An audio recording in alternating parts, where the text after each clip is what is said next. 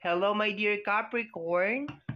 Second half of May, May 16 hanggang sa katapusan, general reading. So, ang gagawin natin ngayon, my dear, is sakop ng usapin ng career and money. Pagkasamahin ko na yung career and money, and then love life. Hindi tayo magre-reading na may kinalaman sa usapin ng health. Okay. So, if just in case meron kang nararamdaman na hindi maganda, please consult your doctor. Okay? We have here the 5 of sword. Okay, sa energy muna tayo ng pera. Tatlong cards sa energy ng pera. Okay. Parang sa card na to, my dear, sa usapin ng pera, parang pinababayaan ka, my dear, 5 of sword. Okay? Posibleng nararamdaman mo, my dear, sa second half of May na pinababayaan ka regarding sa mga usapin ng gastusin. Okay? Usapin ng pera, gastusin. Okay? The Empress. Okay? Ayan. Posibleng nanay ka. Ayan, no? Mother energy. Posibleng lalaki ka na meron kang mother energy. Just in case yung parang katayuan mo is parang nanay, 'di ba? Kasi mayroong mga lalaki na parang nanay yung role nila, sila yung nag-aalaga, no? Basta meron kang very motherly na energy, okay? More on nanay itong energy na to. Pero marami talaga sa inyo, mga my dear Capricorn, ang nanay, more on babae yung energy, my dear, ang nai-stress regarding sa mga obligasyon. Pero this is a general reading, so posible naman din, my dear, na lalaking Capricorn na nakakaranas din ng stress related sa energy ng usapin ng pinansyal. Okay, kasi parang pinababayaan ka dito, my dear. Okay, 3 cards tayo sa usapin ng career. Okay, we have here the 3 of sword. Ayan, no? So, nakakaranas ka nga talaga ng disappointment. Okay, pagkadismaya, my dear Capricorn, related sa energy ng financial. Ayan, no?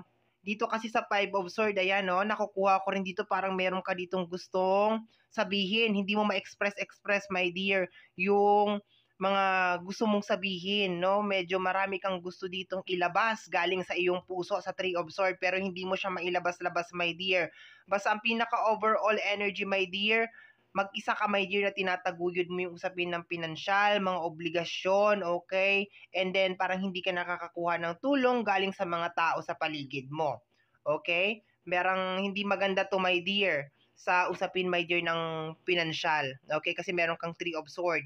Posible din, my dear, na baka meron kang mga ine-expect or meron kang mga pinaplano, my dear Capricorn, na medyo maantala siya magkaroon ng cancellation kasi meron kang 3 of sword. Ma-disappointed ka, madismaya ka. Okay? Punta tayo sa energy ng love relationship. Love relationship. Tingnan natin. Minsan nagtutugma yan, dalawang yan. Okay, judgment, my dear, may judgment. Meron decision making, my dear, na kailangang gawin. Okay, related sa energy ng love. Okay? Okay, this is the 8 of Cups.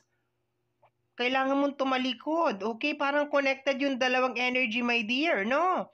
Posibleng pinababayaan ka ng partner mo related sa mga obligation. Okay, mukhang nagkukulang yata ang partner mo dito, my dear, nakikita ko, lalo na sa usapin ng pinansyal. Nadidismaya ka o nadidisappoint ka. Kasi yung overall na energy niya, my dear, is 8 of Cups and the Judgment, and then the 2 of Wands, pero hindi ka makapag-decide. Marami sa inyo, my dear, ang parang gusto na ninyong iwanan ng inyong mga partner. Okay? Parang ayaw, actually hindi naman as in like iwanan, parang ayaw mo muna na magkaroon ng kahit anong emotional connection, parang ganon, no? Pero marami talagang hindi naman siya mag-e-end kasi hindi ka makapag-decide, my dear, sa 2 of Wands, no? Undecided ka pa, no? Pero naiirita ka talaga, my dear, naiinis ka talaga. Okay?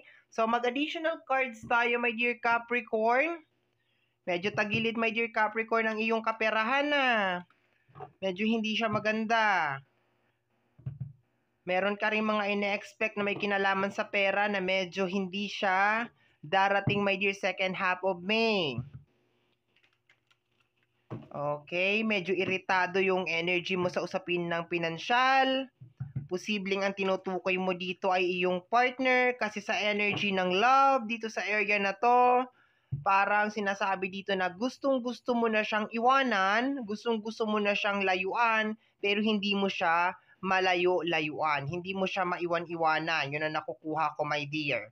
Okay? Let me see. Okay, ano to? We have here the Queen of Wands, okay? So, going strong yung energy mo, my dear, related sa mga manifestation, okay? Going strong, matayog pa rin, my dear, ang iyong energy. Napakaganda pa rin related sa energy ng manifestation sa kabila ng mga bagay na nangyayari sa usapin ng pinansyal. We have here the Knight of Swords. Masusolusyonan mo daw siya, my dear. No? So, meron tayong mga problema related sa usapin ng pinansyal, konting mga disappointment, my dear. Pero masusolusyonan mo siya, my dear. Ayan, no? The combination ng Queen of Wands at saka ng Knight of Swords, masusolusyonan mo daw siya, my dear. No? At ang ganda nung ano niya, nung energy niya, my dear, kasi talagang kumbaga sa alam mo yung mga damo na nasa paligid, yung mga damong ligaw, parang bubunutin mo siya, my dear, from the roots. No, hindi mo lang siya basta puputulin, my dear. Susolusyonan mo siya doon mismo, my dear, sa pinaka ugat. Okay, pinaka roots. Okay. My dear Capricorn, okay, ano to? We have here the Knight of Cups. Ayan. So, you will be trying to survive. Ay, survive mo yung relationship. Susubukan mo siyang iligtas, my dear. So, troubleshooting ka pa rin na naman dito, my dear. Ikaw na naman na magto-troubleshoot, no? Troubleshoot. Yung pagkukulang ng partner mo, yung pagkukulang ng mga tao sa paligid mo, ikaw at ikaw pa rin talaga, my dear, ang gagawa ng solusyon. We have here the Knight of Pentacles. Ikaw nga talaga, my dear, ang kikilos, may kinalaman sa usapin ng pinansyal o dalawang knight to, my dear. Ikaw talaga magto-troubleshoot. Okay. Sana all may partner na Capricorn. 'Di ba? Kahit anong pagkukulang mo, tinatakpan. We have here the energy of the star. Okay? Wala kasi, my dear, makakapigil sa mga pangarap mo. Ayan, no? Actually, binabalance mo yung emosyon mo. Ito mga nangyayari dito, my dear, sa usapin ng pinansyal at saka sa usapin ng relationship, lahat to, my dear, nasa loob lang ng puso mo. Posibleng wala ka rin pagsasabihan nito. Okay? Pero yung energy mo talaga is nakafocus talaga, my dear, dun sa mga dreams mo. Okay? Kaya ida-divert mo lahat ng negative na energy na papasok, my dear, sa second half of May. Okay? Susolusyonan mo na lang kung ano yung mga problema. Kung ano yung mga pagkukulang. Ayan, o. We have here na unang nahulog to, my dear. Then the Ten of Swords. Okay? This is energy of success. Yan na nga, my dear, kino-confirm na nga dito, my dear, na ma-accomplish mo siya. Okay? Ma-accomplish mo siya, my dear. Meron ka mga ine-expect ngayong second half of May, 16 hanggang sa katapusan, na posible mo siyang ma-achieve ng mga around August, my dear Capricorn, no? Mga around August or mga around September na, mga ganyan, my dear, mga bear season na. Okay? Pero naniniwala ka naman, my dear Capricorn, na ma-accomplish mo siya at masusolusyonan mo siya. Medyo struggle lang, my dear, kasi itong mga panahon na to, nangangailangan talaga, my dear, ng konting assistant at saka ng konting help, lalong-lalo na sa usapin talaga ng love, yung mga partners, 'di ba? So if there is some cross-watcher out there, no, mga cross-watching, mga cross-watcher, paki-assist ninyo ang ating mga my dear Capricorn kasi hindi to magsasalita, no? Talagang kakayanin na lang talaga nila yung sitwasyon. Okay? Very strong ang personality. Dito naman, my dear, sa third row natin, we have here the Ten of Swords. Ayan, no? Kumbaga pagod na pagod ka na dito, my dear, sa energy, no? Pero yung pagkapagod mo dito, my dear, is related siguro sa mga pangako na napapako, no? So, jackpot din, bibingo din, my dear Capricorn, yung mga tao na mahilig mag-promises, no? Gumawa ng mga promises sa'yo, my dear Capricorn. Medyo jackpot din sila, my dear, sa second half of May, no?